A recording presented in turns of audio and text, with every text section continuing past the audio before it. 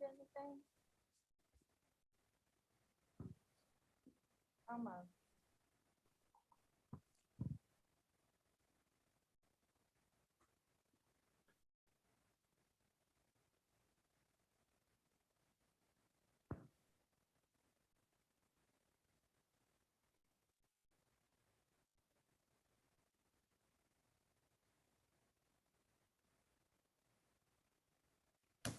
Is this working?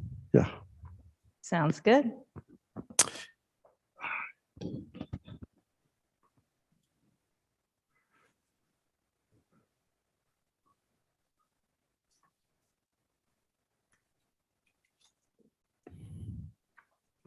Don, is there anything in particular you will need me to screen share this evening? You still have 11. First, there's 11 meditations on how to develop bodhicitta. Okay. And actually the mantra Om Mani Padme Hum. Okay. Yeah. And that should be on the prayers as Yeah. well. Okay, easy enough. If there's anything else, just let me know. All right. I'll try to quickly find it.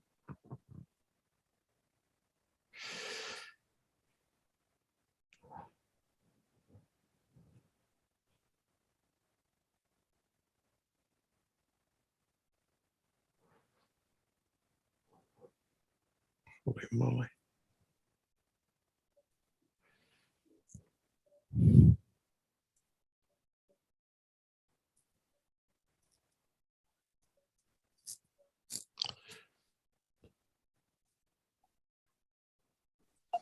Good evening, everyone.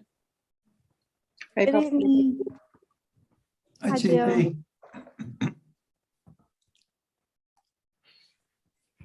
So we have one more class after this, Yes, I believe. it's flown by. Everything's flying by right now. At least that's the way I feel. Hmm. Welcome everyone on YouTube as well. We have several watching and joining us there.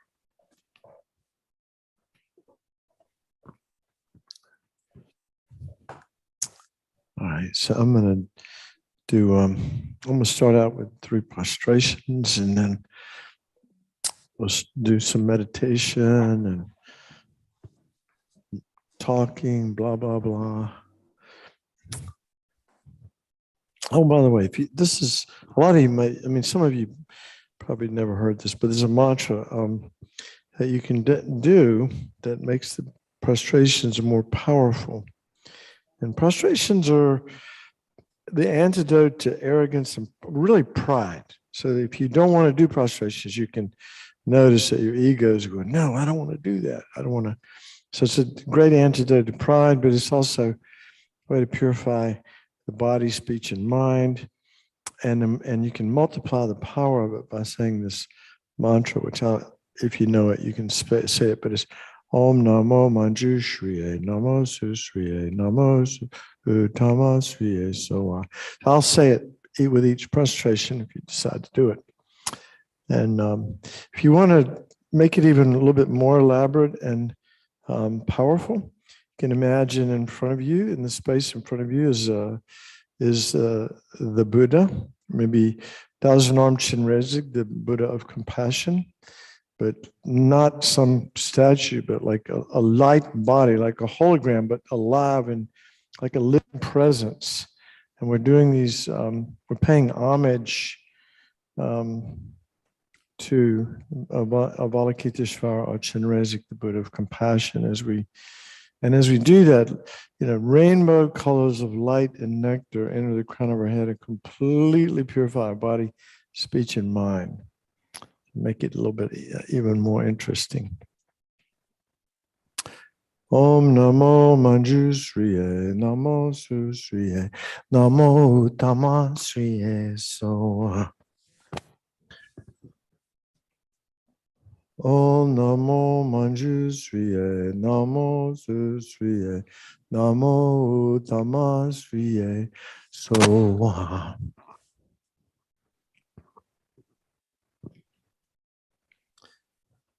Om Namo Manjushriye, Namo Susriye, Namo Tamasriye Soha.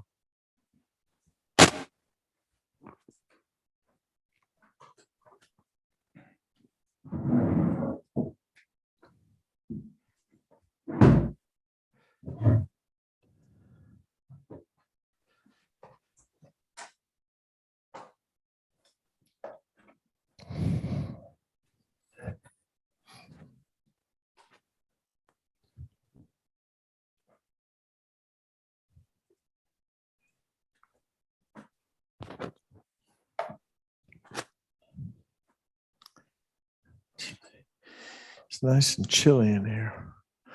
It's good. Not a problem. All right. So I think the prayers are integrated into this little practice booklet that I found. And one of the obligations to this class, which I remembered just in the last few days, is to do this, to do a Chinrezig practice, the Buddha of compassion, to develop bodhicitta. So this is a booklet that I got in 1980, believe it or not, in Kathmandu. It was published in 1980 at Kopan Monastery.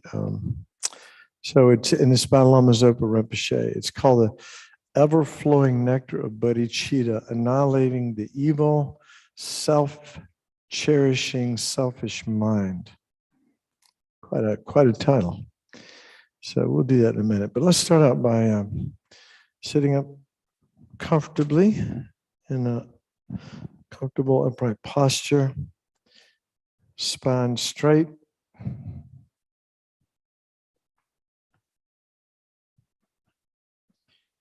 And you want to be aware of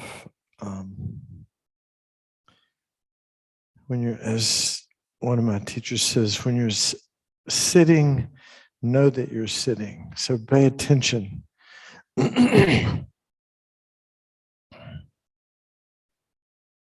Sit up straight, and again, your proper meditation posture. If you're sitting on a cushion, it's a little different, but in a chair, usually we recommend keeping your feet on the floor, your back straight, maybe slightly leaning forward, not like leaning back in a chair. And then the shoulders back and down, sort of the chest opening up a little bit. The chin slightly tucked in, and the tongue resting at the roof of the mouth. That sounds crazy, but it doesn't work. It channels the saliva. So if you're trying to sit perfectly still and not, swallowing all the time, this actually helps. And then the eyes slightly open is ideal. Although for some people better, individuals have different, some people like to close their eyes. Some people are okay. But if you slightly open, allows a little bit of light in to keep the mind more alert. And that's what we want to do. Some people open their eyes and they soft gaze toward the, not a focused gaze toward the end of the nose or even to the space in front of you. Whatever works. We start out with about 3 deep breaths, feeling your abdomen expanding and then contracting. And with each breath, you want to slightly prolong the exhalation. Each breath, imagine you're letting go of whatever anxiety and fear and dread and whatever. Anything negative that's circulating in your mind, just let it go with each exhalation.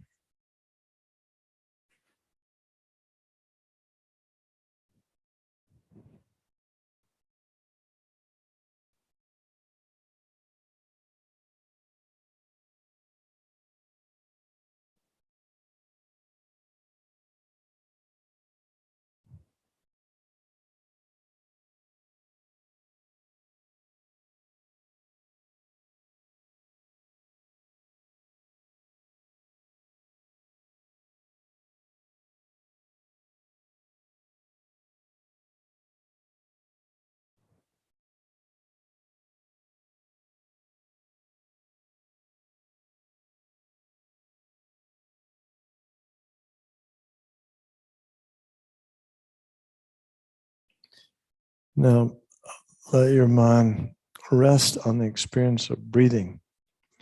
Wherever it's easiest for you to find the breath, and follow the breath.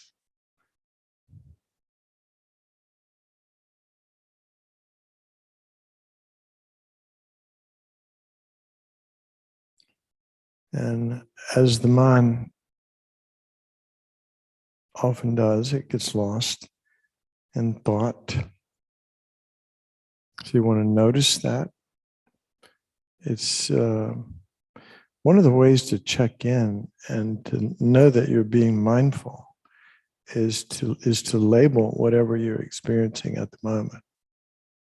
Because sometimes we're just spacing out. So you go, oh, and just softly, just kind of a soft voice in your mind, either thinking or feeling. It could be a sound, hearing, or a sensation like your rear end in the chair, like firm or feeling like that. And once again, try to bring your mind without a lot of discursiveness to the experience of breathing.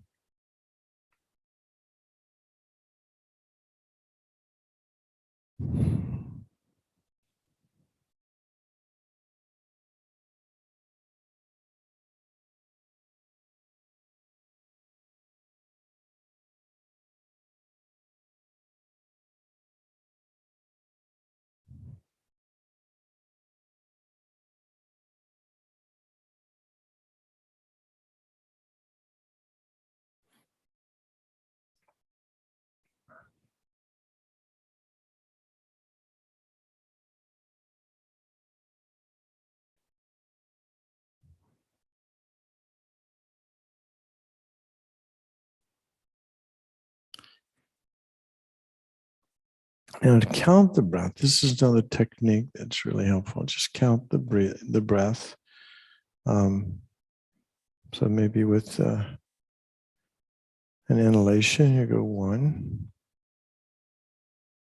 an exhalation 2, but again silently. An inhalation 3, an exhalation 4, and so on up to 10. If you get lost, you just start over wherever you remember you were, or go back to 1.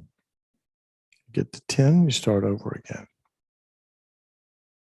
It's not easy to count to 10, but doing this, but very worthwhile.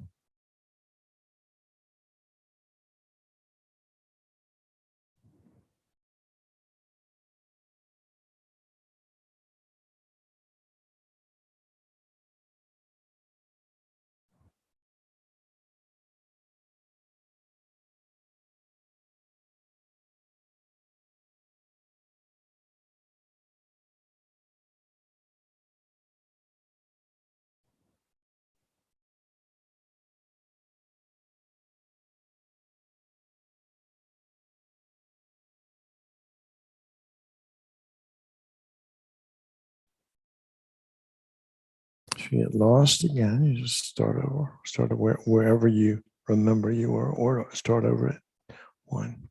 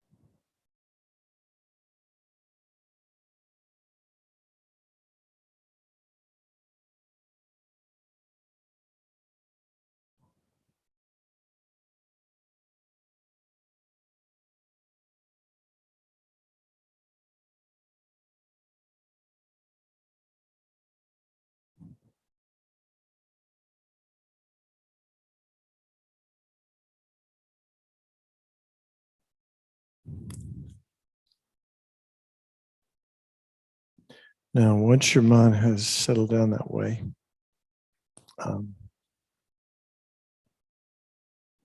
we're going to do this Chinrezig, or but Chinrezig is the Tibetan word. Avalokiteshvara is the Sanskrit word, but using Chinrezig, let's see if we have there's in the upper corner over there, there's a picture of the 1,000-armed Chinrezig. You can see that up and above. And I don't know if there's a 4-armed Chinrezig here or not. I don't see it. But anyway, there's another 1,000-armed Chinrezig right there next to Linda on Tonka. But anyway, you can, just really quickly, it's just the embodiment of all the Buddha's wisdom, particularly compassion. And there's a lot of symbolic, features to it. Many heads, different colors, this nice little half smile on his face. And he's got 1,000 arms literally reaching out in all directions to help suffering sentient beings. And in the center of every hand is this all-seeing eye of wisdom. So this is wisdom and compassion, particularly compassion, but wisdom. But of course, compassion without wisdom is really not compassion. It's actually can be quite dangerous. So important to have both.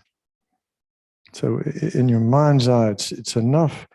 You don't have to visualize all the details. Just even sometimes just a sense of living presence of the Buddha of compassion is all that's necessary. Now, Lama Zopa, when he wrote this goes on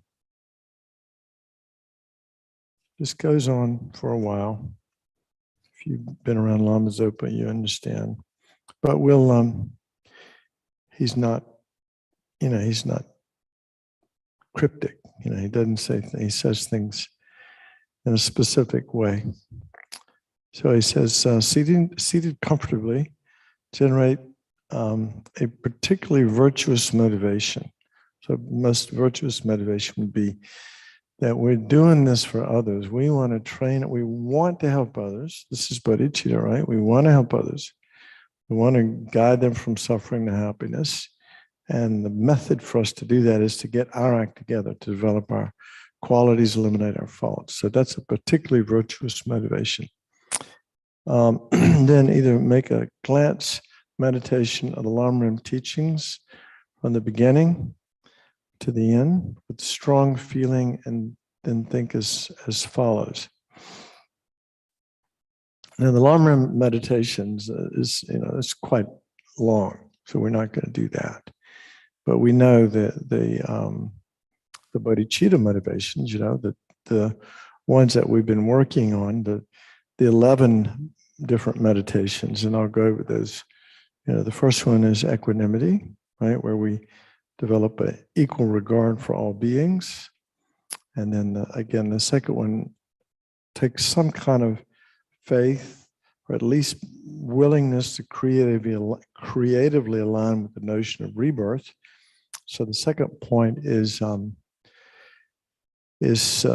seeing all sentient beings as having been as close as our mother, or whoever was our caretaker, whoever made it possible for us to survive and thrive. We see all, but usually we see all sentient beings as mother.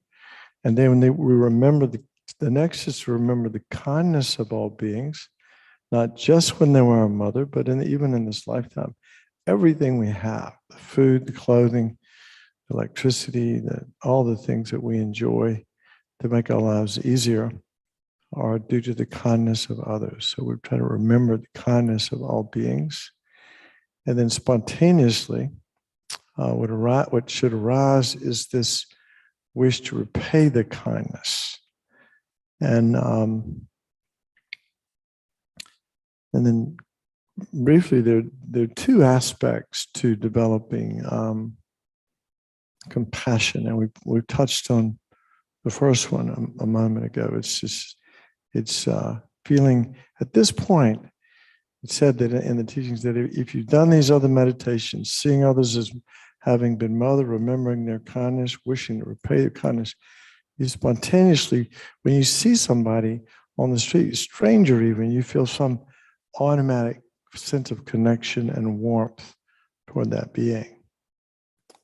And so that's the next meditation, which is kind of heartwarming love. This, how nice it would be if all beings could be free of suffering. If they could be happy, and may they be happy. And then, of course, the Bodhisattva's attitude is, I will cause them to be happy. But the wish that others could have happiness as causes, those are the words that describe the Buddhist definition of love. The wish that others could have happiness and its causes. Wish that all beings could have happiness and its causes. And that's, of course, we're not excluding ourselves here. And then for compassion to arise, not only do we have to have this feeling of closeness, but we have to recognize their suffering. And we've studied the Four Noble Truths. We know the main kinds of suffering, the suffering of pain and change, and then the most sort of wicked of the kinds of suffering that we talk about is called the pervasive suffering. It's that we're caught in this endless cycle of death and rebirth, and we have no control. We have no control over it, and we have no control over our minds. Very little momentary control, mostly driven by self-centeredness. So because we understand the suffering of all beings, and some compassion arises in the mind. How nice it would be if all beings could be free of suffering. May they be free of suffering, and I will cause them to be free of suffering. And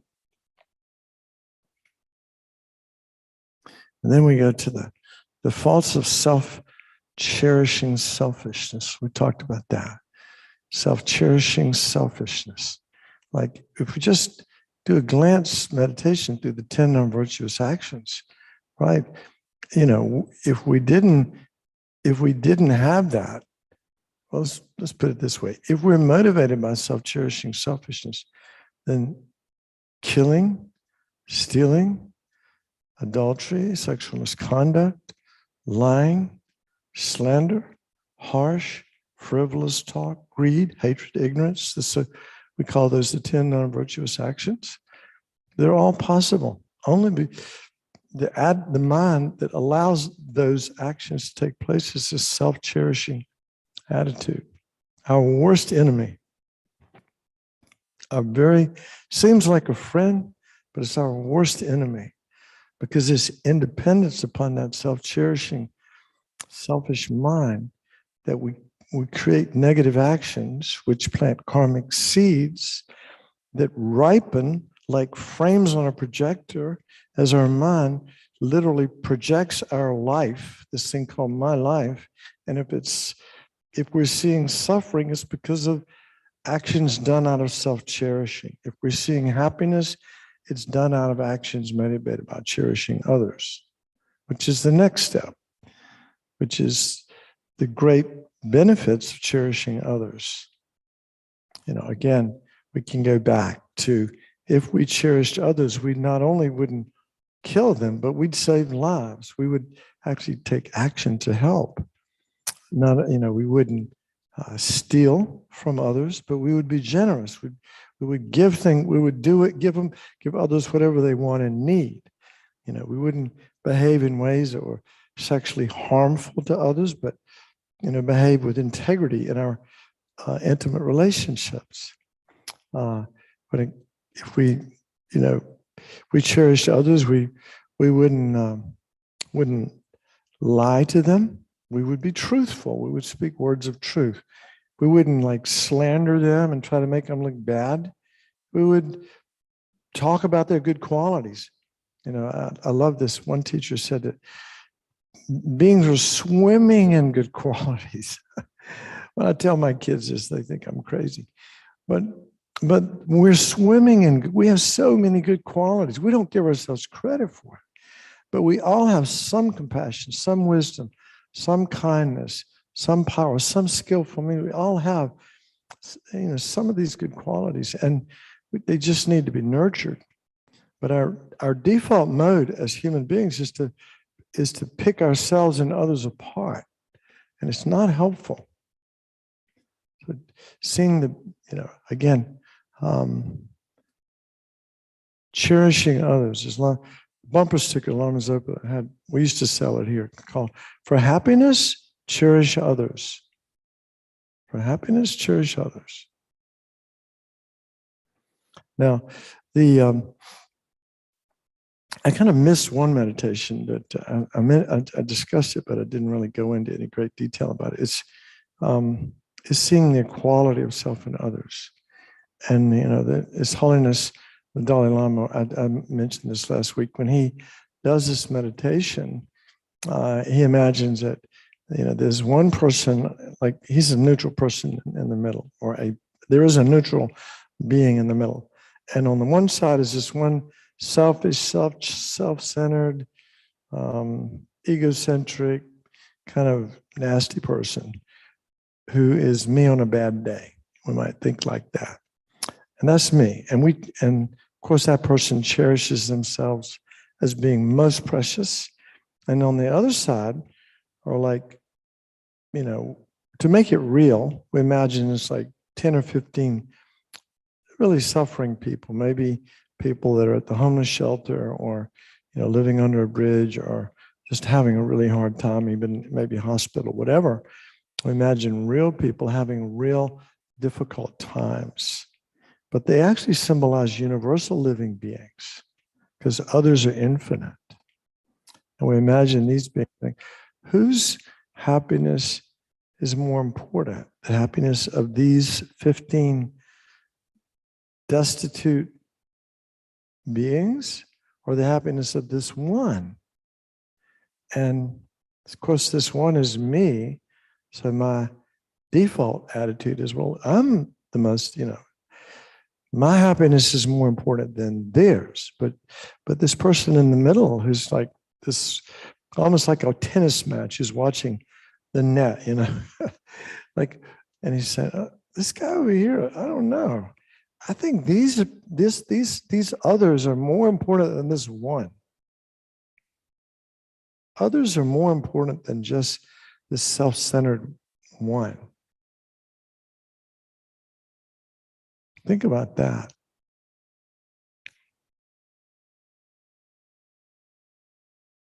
We all are, you know, at the very least, we want to be able to develop the attitude that we're equal in one really crucial way. And you can practice this tomorrow, you can practice it tonight. When you get home, you look at someone in your house or anywhere. And the one thing you can notice that's very intimate about that person is that they don't want to suffer and they do want to be happy. And they're just like me in wanting happiness and not wanting to suffer. And we're all equal in that really fundamental, crucial way. And then the next contemplation is actually called exchanging self-cherishing for others. Exchanging self for others. Now this, I've read like 3 or 4 different versions of this, how to do this. You know, Jeffrey Hopkins says, well, really what we're doing is we're exchanging, because right now our default mode is self-cherishing, right? Or selfishness. And what we're doing is we're exchanging that self-cherishing selfishness for an attitude that cherishes others. Now, whatever I do is for others. Whatever I do is for others. I get up in the morning, I try to get a good night's rest so I can get up tomorrow morning and be of service to others. I, clean myself up and get ready for work, and I might eat breakfast and so forth. So I'll be ready to go so I can be of service to others. And then I drive carefully to work. Again, constantly being mindful of others. It's very similar, to bodhicitta mindfulness that those of you who've been to the Lamp of the Path retreat, we always talk about how to constantly be aware of others. When in every action that we do, constantly trying to be aware of what others want and need and trying to provide that.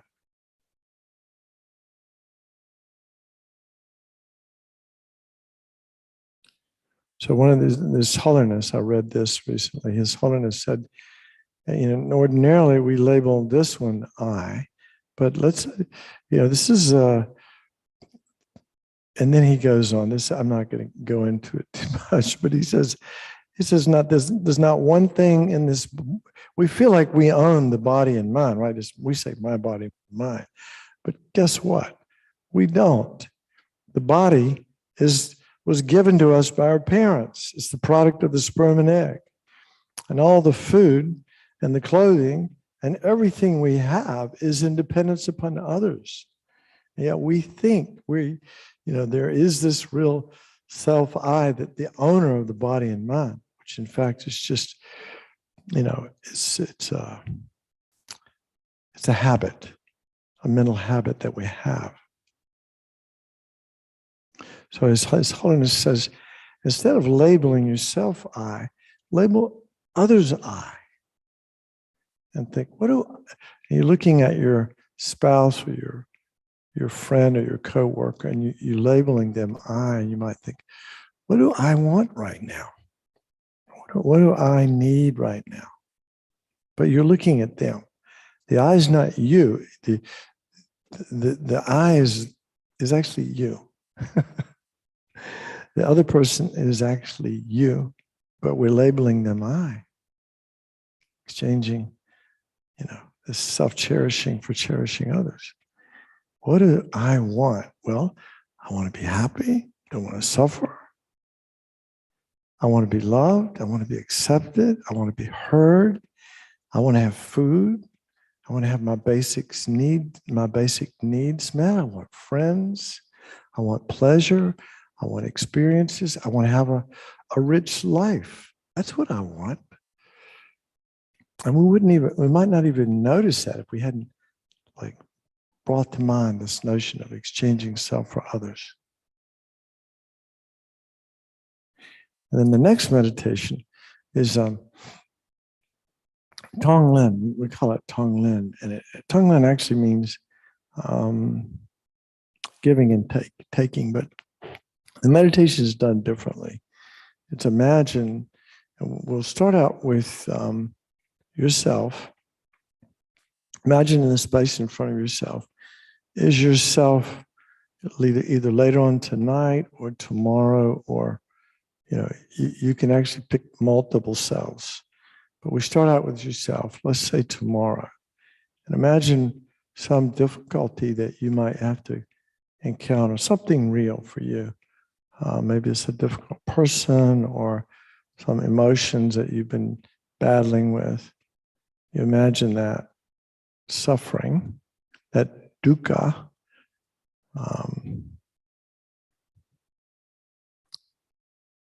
you imagine that in the form of black smoke, and it sort of comes off your body,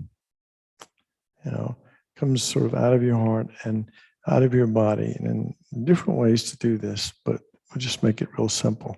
Imagine there's like a cloud of black smoke, and you gradually, you don't have to breathe it, but this is symbolizing all of your suffering from just tomorrow.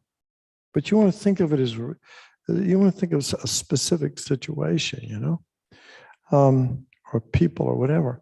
And you imagine you breathe that black, dark smoke, and you don't have to do it in one breath. You can take your time as we're taking away our own suffering. as we breathe slowly, we imagine that that cloud of this black orb of smoke gradually comes closer and closer to our nose, just gets to our nose. And then we take a breath in, and that all of this suffering goes right through our nose and down to our heart. And at our heart is this like rock, this black rock, which symbolizes our self-cherishing attitude. And taking on this suffering, it goes down into the heart and instantly explodes this rock of self-cherishing. It completely disappears, like into, a billion pieces of dust, completely disappears. And our body's full of light, full of positive energy,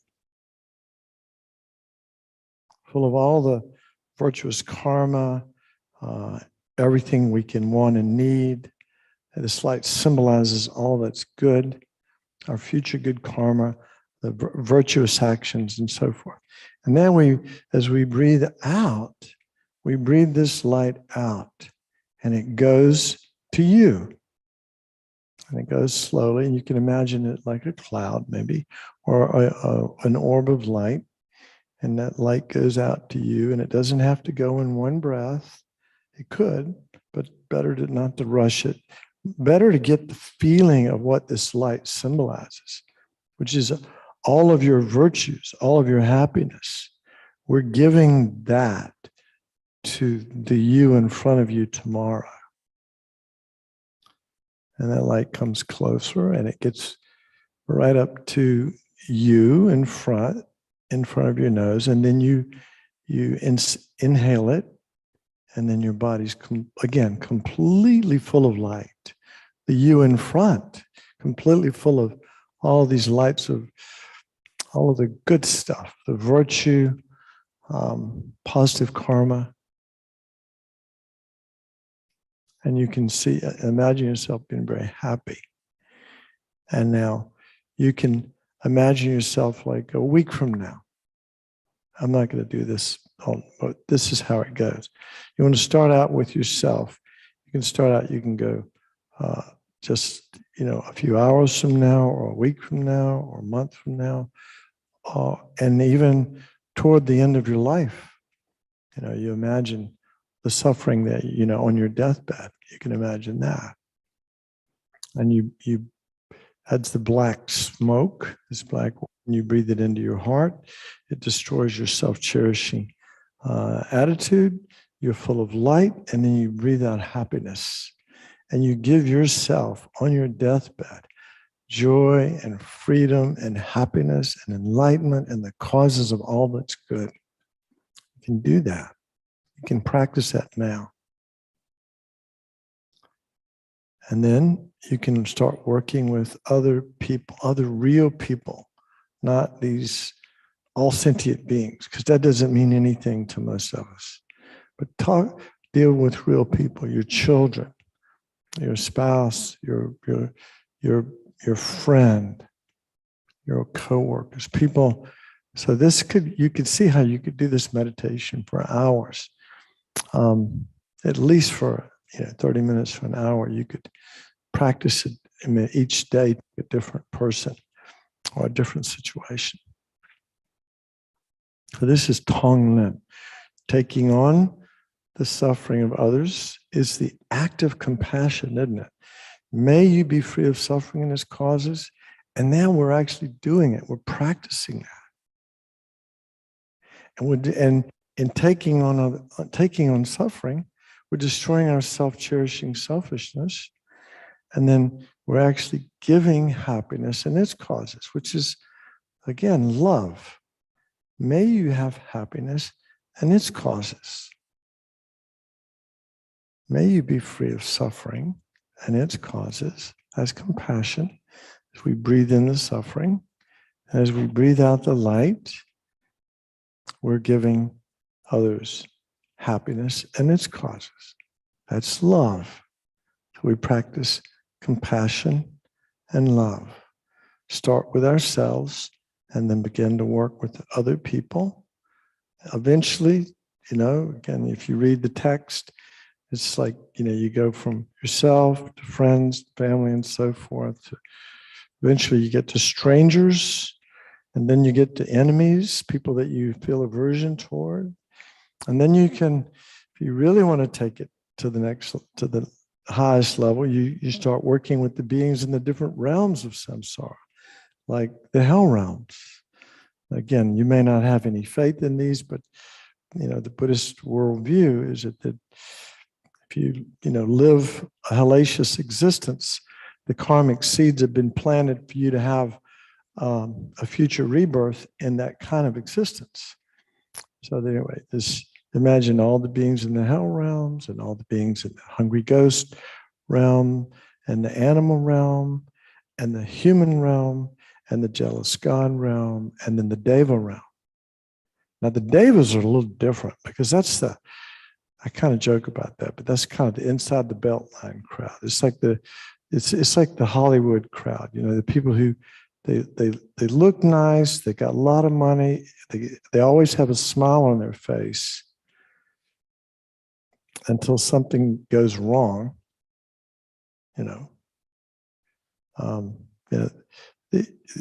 but they're suffering. They're caught in this whole process called samsara. And it's very difficult to develop compassion for people that seem to have it together. Like he's so cute, she's so this, that. We have all these wonderful adjectives for the haves in the world. And they don't have, the one thing they don't have is freedom from suffering. And when they die, said the last week of the life of a God realm or a Deva realm is worse than eons in the hell realm. It's so bad. So we just have to keep in mind that everybody is worthy of our compassion and our loving kindness. And so then the next step is this supreme wish, this aspiration, and it's the aspiration to achieve, is to actually liberate beings from suffering, wherever they are, and sort of hold their hand, guide them from their current place of suffering, of dukkha, and guide them to supreme enlightenment. As Lama Zopa says, by myself alone. That's what I'm going to do. And this is the heroic. I mean, you could say it's ridiculous. In a way, it is ridiculous because it hadn't been done yet. Number one, and who would, what kind of megalomaniac would ever make such a statement? But it's an attitude that we need to warm up to and hopefully be able to develop. That this is the attitude of a spiritual warrior, this spiritual warrior called a bodhisattva who's willing to take on the suffering of the world in order to help guide beings from misery and to supreme happiness. What an amazing attitude to have. Just an attitude. It's totally antithetical to what? Egocentricity, our biggest enemy. Totally antithetical to our worst enemy. And then, of course, is bodhicitta. The next step is we realize, hey, I don't have it together. As much as bodhicitta has two aspects. One is the wish to free beings from suffering and to guide them to supreme enlightenment. And the other aspect is the realization that we have to get our act together first. We have to eliminate our faults and develop our qualities. We have some compassion, we develop it infinitely. We have some wisdom, we have to develop infinite wisdom. Some power, we have to develop power to its fullest expression. And some what's called skillful means, which is a particular quality we talk about as an enlightened being could be with each individual, could be with you and know exactly what practices you need to focus your energy and mind on in order to make the quickest spiritual progress. Who knows exactly what the skillful means to know exactly what to say and do for you or to you to get you to grow spiritually. So again, I must become enlightened in order to liberate all sentient beings. So there's two things. I must liberate all sentient beings. The method to do that is what? One's enlightenment. Got to get enlightened. Got to eliminate my faults. I got to practice the path. I got to practice renunciation, bodhicitta, correct view of emptiness. I got to practice generation and completion stage tantra. I've got to practice at the very least the 10 non-virtues, avoiding them and practicing their opposite, the 10 virtues. So that's the attitude of bodhicitta. That we'll do this meditation, and that there's a mantra. We'll no, you got it, Mary. Linda. I'll put Chenrezig's mantra up here. Most people know it. Om Mani Padme Hum. Don't ask me what it. Well, I know what it means, but I don't know what it means. Hail to the jewel in the lotus, but there are a lot of literal, specific meanings to each syllable, each word. Om Mani Padme. The Tibetans say, they pronounce it Padme, but whatever. Padme is the Sanskrit way it's written. And then Hum. So all mantras start out with an Om and they end up with a Hum. So Om Mani Padme Hum. And it's saying that just saying this mantra, it has a vibration, it has a resonation. It resonates with our, it sounds a little woo-woo, but with our internal psychic system to help us develop compassion. This is the mantra of Chenrezig, and it's again, and I'm inviting people to open to at least creatively align that saying this mantra will help you to develop compassion, which is really what Buddhism is all about. Okay. From beginningless samsaric lifetimes until now, I've been experiencing numberless times the sufferings of general samsara, and particularly those of the realms of the suffering transmigrating beings. Those are in the 6 realms of samsara, those transmigrating beings going from up, to the God realm, but then down to the hell realm, and up and down, always out of control. There are no sufferings that I've not been experiencing. If I think deeply about these, it always makes me terribly upset, and always it makes tears come out without control. In fact, I cannot let myself be under the control of the cause, the all-arising truth, those disturbing, unsubdued minds which oblige me to experience the result, true suffering. So he's talking about ignorance being the cause of true suffering.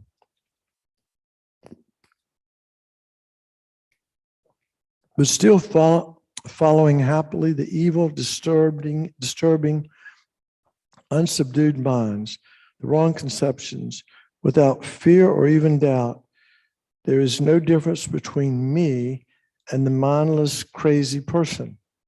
If I still follow the wrong conceptions, these disturbing, unsubdued minds, it is definite that I will have to experience the sufferings of samsara without end in the future life. When I think of this from the depth of my heart, not just reciting the words, it makes me unable to eat by day and to sleep at night. It makes me vomit.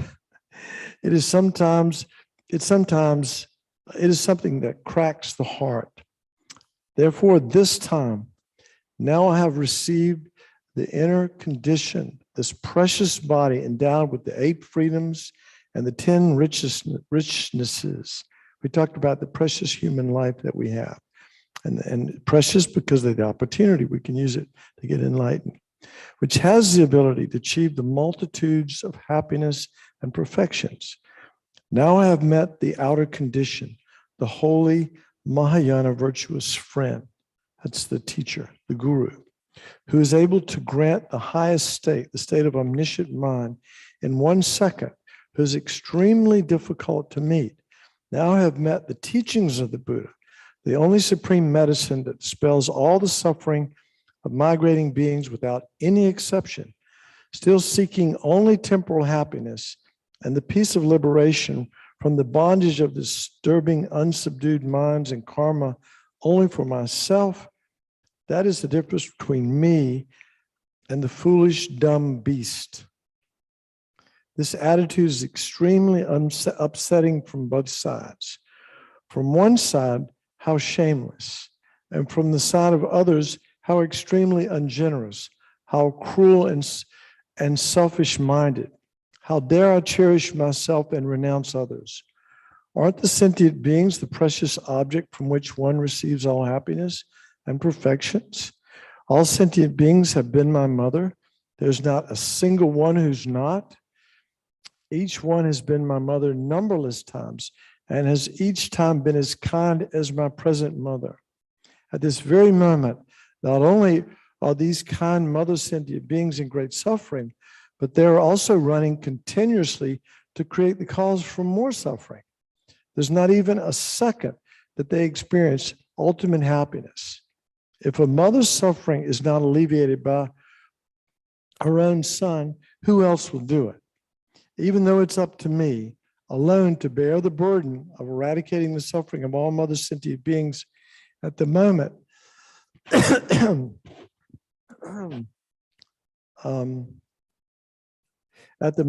incapable of relieving the suffering of even one sentient being.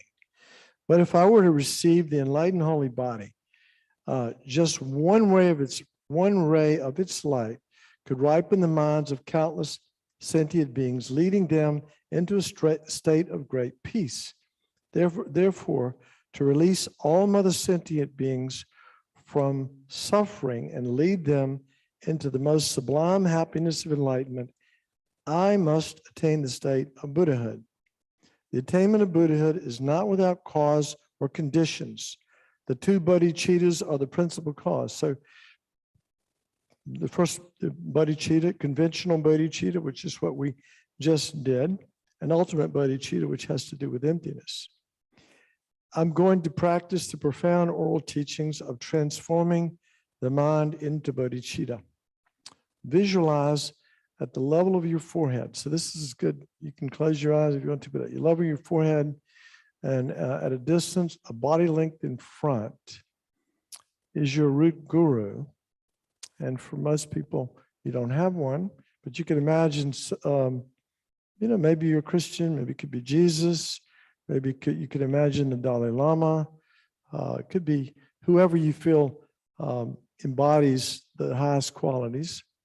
You envision your root guru in the manifestation inseparable from 1,000-armed Avalokitesvara standing on a moon disk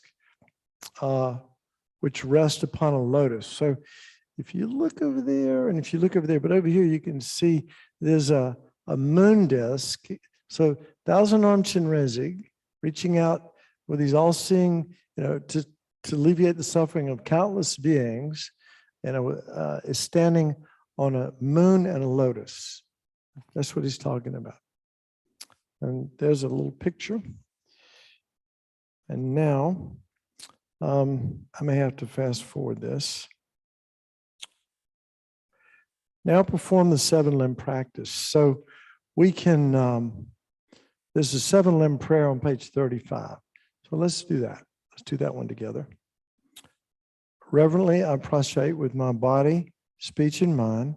I present clouds of every type of offering, actual and imagined, declare all my negative actions accumulated since beginningless time, and rejoice in the merit of all holy and ordinary beings.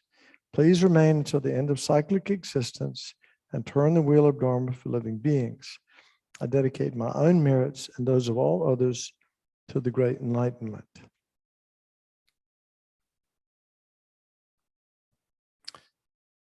Now we'll make a short mandala offering. So that's right there.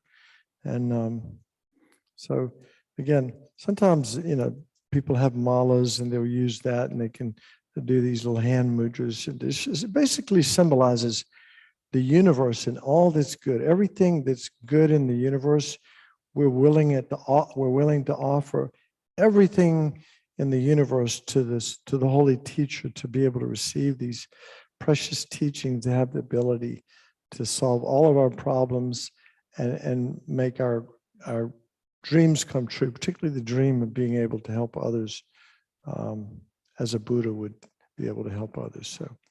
So the short mandala offering. This ground anointed with perfume, strewn with flowers, adorned with Mount Meru, 4 continents, the sun, the moon.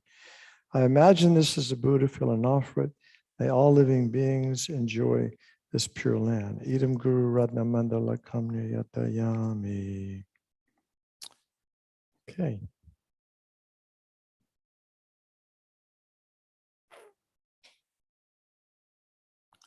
And then he goes on to say, I make the following heartfelt requests.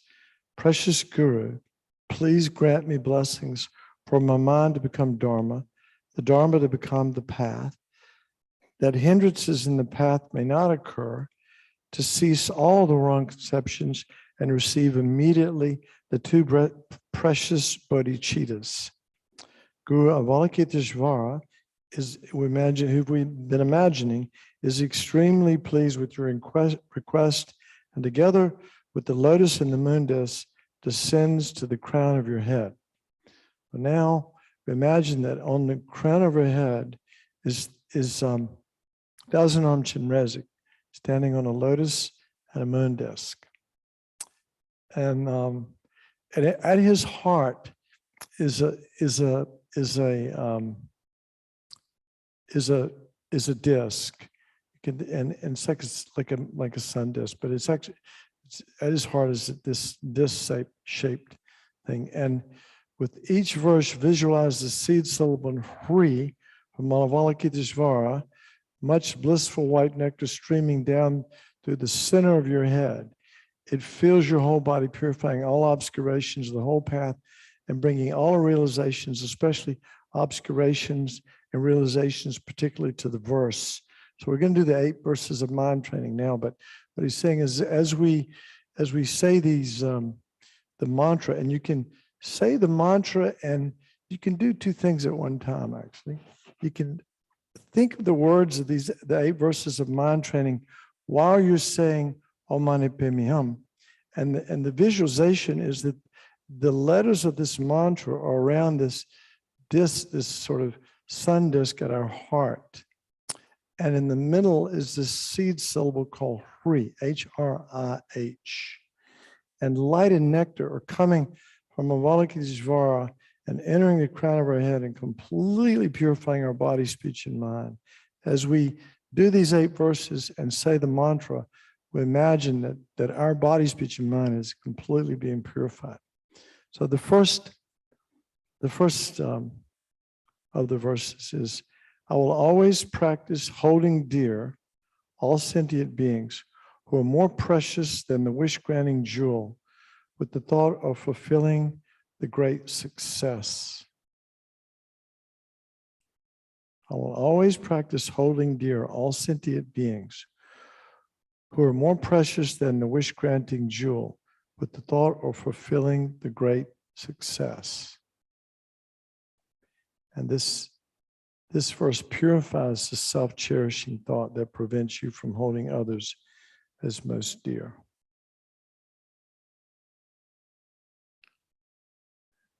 And, when you think about it, you can be saying the mantra as you do it. Om Mani Padme Hum, Om Mani Padme Hum, Om Mani Padme Hum, Om Mani Padme Hum. Again, light and nectar entering your body through the crown of your head and purifying body, speech, and mind. As you think about there's a lot to think about, right? Think about the words of the 8 verses of mind training that we'll be doing. And the second verse is, wherever I go and whomever I accompany, I will practice seeing myself as the lowest of all and sincerely hold others as supreme. So that one's, again, wherever I go and whomever I accompany, I will practice seeing myself as the lowest of all and sincerely hold others as supreme. And this purifies the self-cherishing thought that prevents you from holding others as dear and supreme.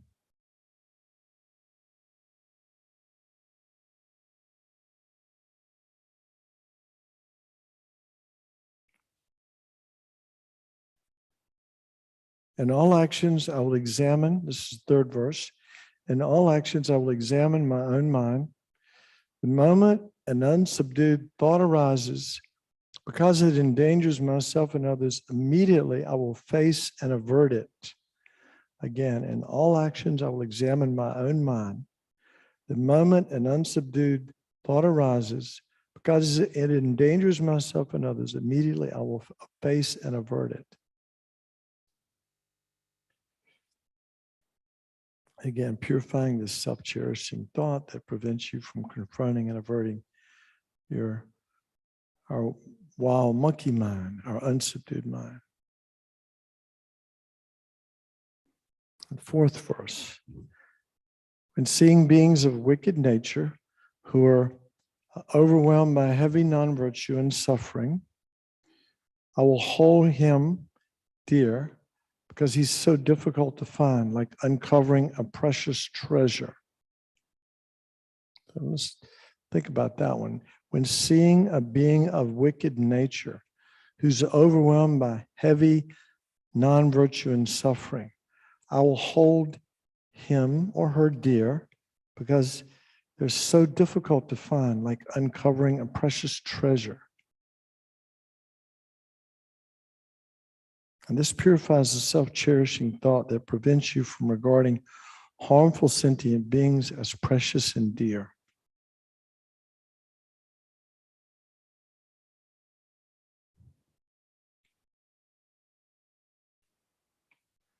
The 5th verse. When others out of jealousy treat me badly, with abuse, insult, and so on, I will practice accepting defeat and offering the victory to others. A lot of people have a problem with this one. When others out of jealousy treat me badly, with abuse, insult, and so on, I will practice accepting the defeat and offering the victory to others. And this purifies the self-cherishing thought that prevents you from accepting defeat and offering victory to others.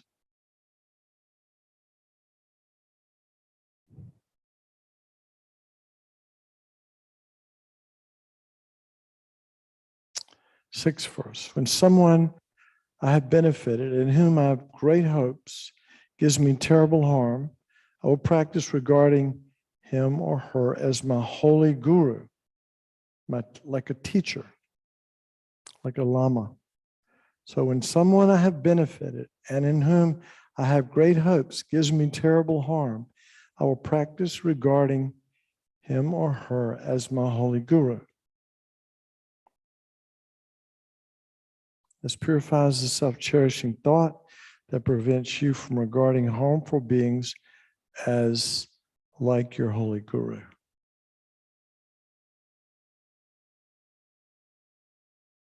The 7th verse. In short, both directly and indirectly, do I offer every benefit and happiness to all my mothers. I will practice secretly, taking all their harmful actions and sufferings upon myself. So this sounds like Tong Lin, doesn't it? In short, both directly and indirectly, do I offer every benefit and happiness to all my mothers. That's giving, part of Tong Lin. May you have happiness and its causes. and I will practice secretly taking all of their harmful actions and suffering upon myself. So imagine we're taking their suffering onto us. And this is something we can practice in daily life. People don't have to know what we're doing. We can be in a hospital, we could be in front of a friend or in front of somebody we're neutral with or don't like.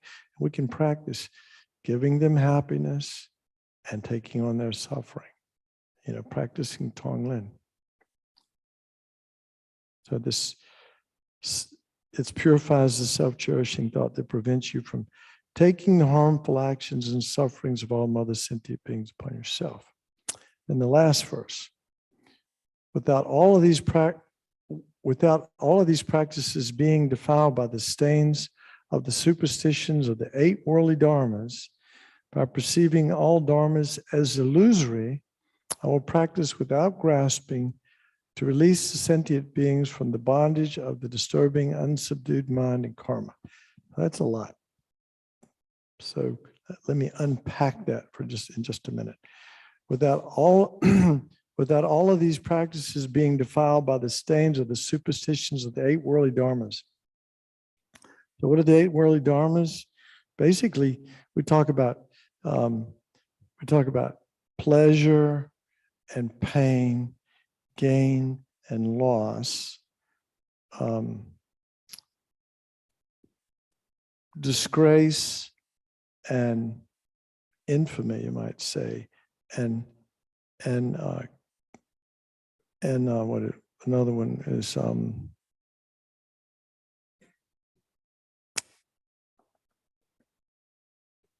you wanting approval and not wanting disapproval. So they're packaged different ways. They're said differently, but all right. So we got gain. So what we do is we're attached to having things, but we're attached to not losing them. We're attached to deliciousness, right? So what's delicious is having things, having pleasure, having good reputation, having everything that's delicious. And their opposites are we're attached to not losing things. When we lose things, we suffer a lot, don't we? Relationships, material things. And it said the worst of all is reputation. We're so attached to good reputation that when somebody badmouths us, we suffer tremendously. So these are the 8 worldly dharmas that we talk about. But they're not really dharmas. They're basically the mind clinging to deliciousness. And in clinging to deliciousness of the 4 positives, we create aversion toward their opposites. And it creates a lot of suffering for us. Everything we do can be plugged into these 8 worldly dharmas that causes us to suffer. So by perceiving all dharmas as illusory, that means not being inherently existent, but being empty, I will practice without grasping to release sentient beings from the bondage of the disturbing, unsubdued mind and karma. So this last verse, the self-cherishing thought, and it purifies the self-cherishing thought and the ignorance clinging to the eye, preventing you from seeing all dharmas as illusory.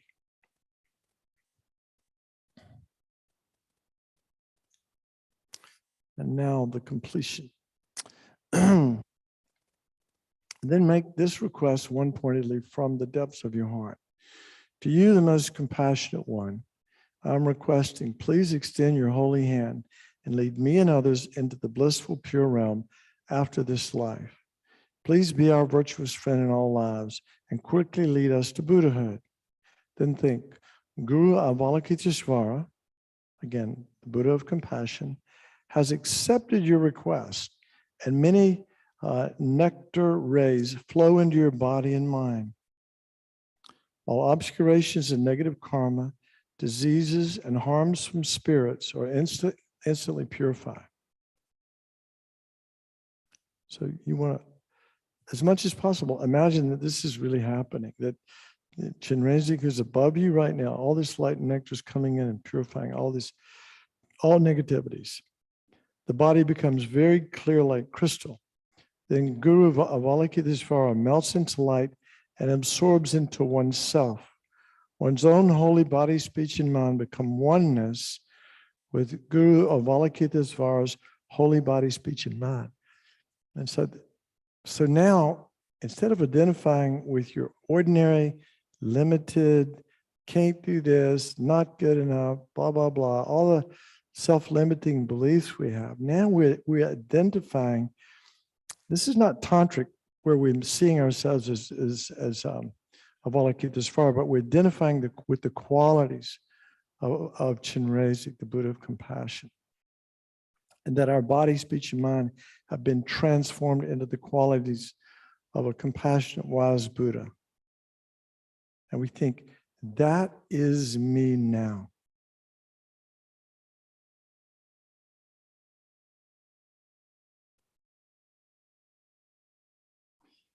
Recite the 6-syllable mantra of Mani Padme Hum throughout the whole following visualization. While one is in the form of Guru Avalokitesvara, one emits beams from each one having Guru Avalokitesvara on its tip. Now this is this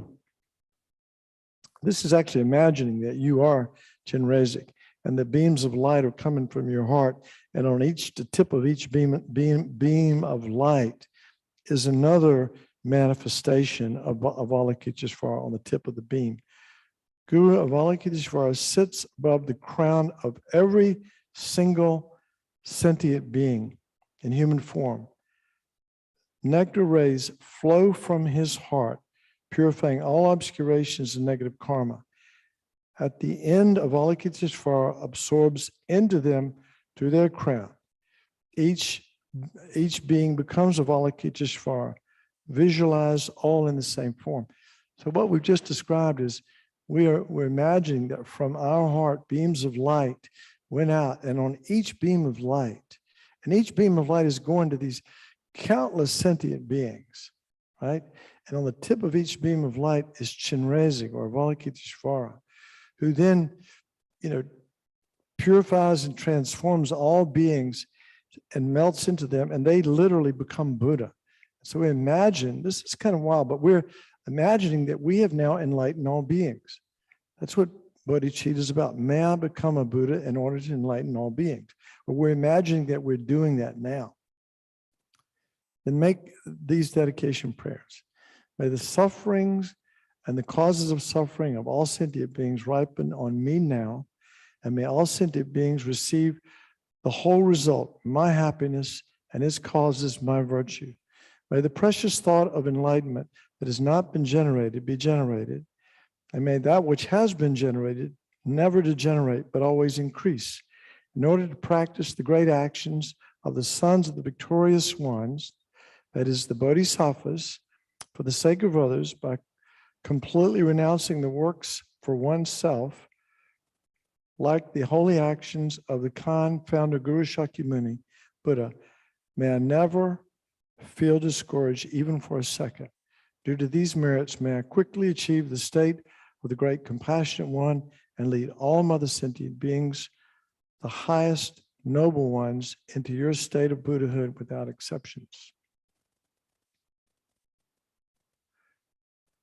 Okay, so that is one version of it's a Chenrezig motivation or meditation generating bodhicitta using the 8 verses of mind training. 8 verses of mind training is in here somewhere. I'm not sure where it is. It's in the gold prayer book, it's on page 161. Now, the 8 verses of mind training are a little bit, to be sure, somebody out there has got a problem with one of those verses. Anybody have any, when I mention those verses, anybody have any thoughts or any comments about them?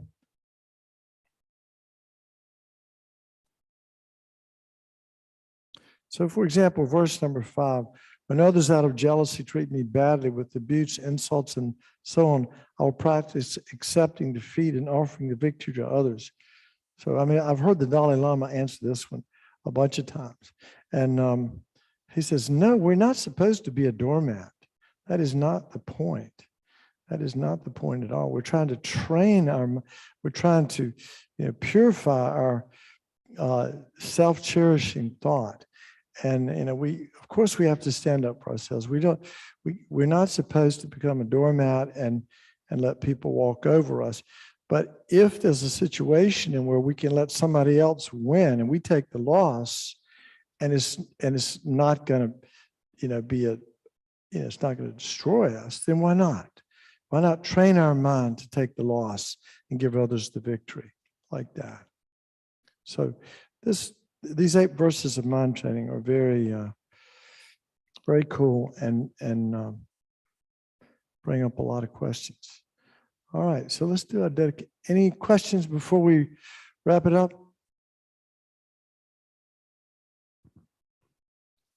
I don't see any hands going up or down. I'm sorry. Did you raise your hand? No? Okay. So let's do the dedication verses on page 32. This is coming from Shanti Deva's text. May all beings everywhere, plagued by sufferings of body and mind, obtain an ocean of happiness and joy by virtue of my merits. May no living creature suffer, commit evil, or ever fall ill. May no one be afraid or belittled with a mind weighed down by depression. May the blind see forms and the deaf hear sounds. May those whose bodies are worn with toil be restored on finding repose. May the naked find clothing, the hungry find food. May the thirsty find water and delicious drinks. May the poor find wealth, those weak with sorrow find joy. May the forlorn find hope, constant happiness, and prosperity. May there be timely rains, a bountiful harvest. May all medicines be effective, wholesome prayers bear fruit. May all who are sick and ill quickly be freed from their ailments. Whatever diseases there are in the world, may they never occur again. May the frightened cease to be afraid and those bound be freed. May the powerless find power, and may people think of benefiting each other. For as long as space remains, for as long as sentient beings remain, until then may I too remain to dispel the miseries of the world. Okay, so thank you. So this week, my request, because it is the last week, the course, is to do the 11-point meditations that we did in the very first class on how to generate bodhicitta. That's something I'd like for you to do every day. It's really combining, it's combining both the 7-point cause and effect method of developing bodhicitta with the exchanging of self and others into these 11 meditations, said to be the most powerful meditations to do to develop the bodhicitta. So that's what I'd like for you to do this week. Yeah, and yeah. All right, thank you. Thank you, Don. And that 11-point meditation is posted with the homework. If you have any problems finding that, just email me. program.linda@kadampa-center.org. All right, thanks, everyone. Thank you, Don. Thank you, Don. Thank you, Linda. Thank you, Linda. Bye. Thank you. Thank you. We'll see you next week. Thanks, everyone.